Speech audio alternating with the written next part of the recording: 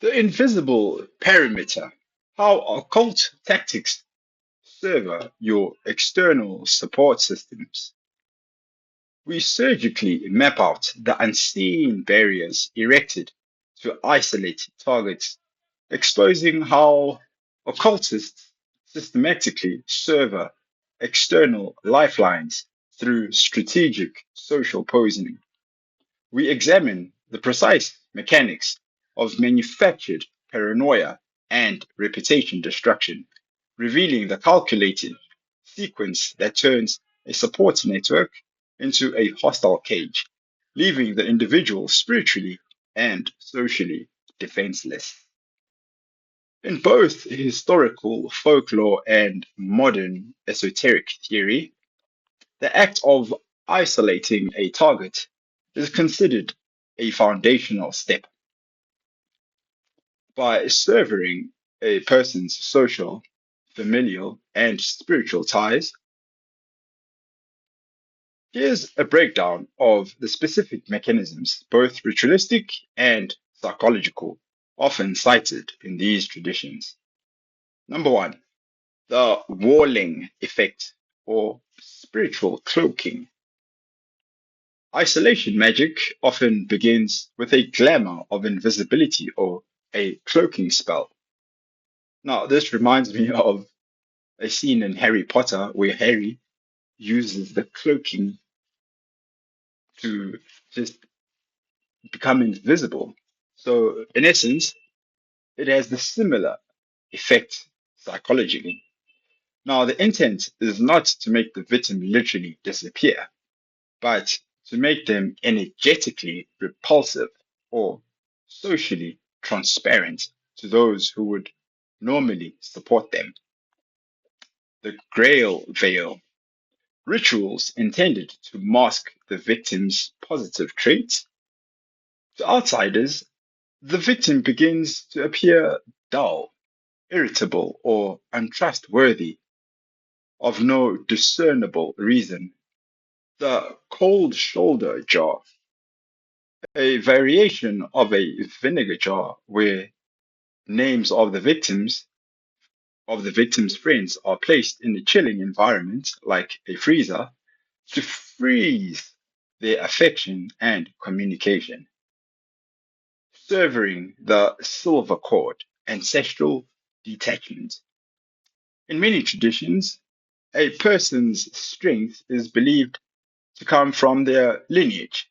Practitioners seeking to isolate a victim may attempt to cut these ancestral ties. How do they do it? Bloodline contracts. Attempting to manipulate or void the spiritual protection a person receives from their ancestors.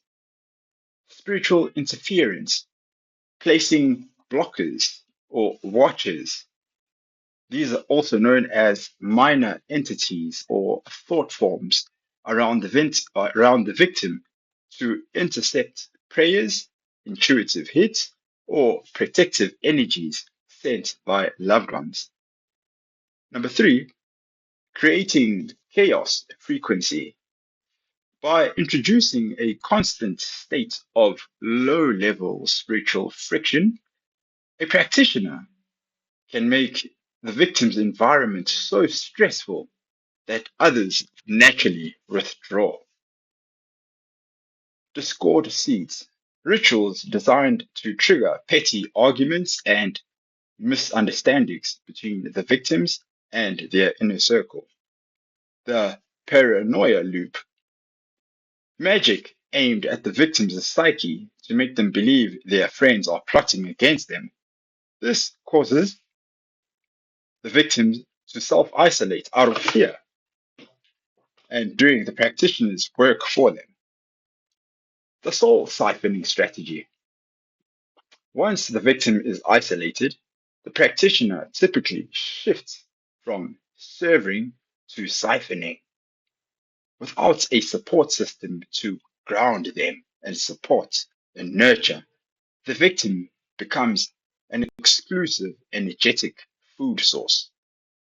The vampiric dynamic. In many esoteric circles, This is referred to as psychic vampirism. The practitioner isn't just seeking to hurt the victim, they are seeking to own the victim's essence, which requires removing any competing influences. Your social circle is being weaponized against you, and you don't even know it.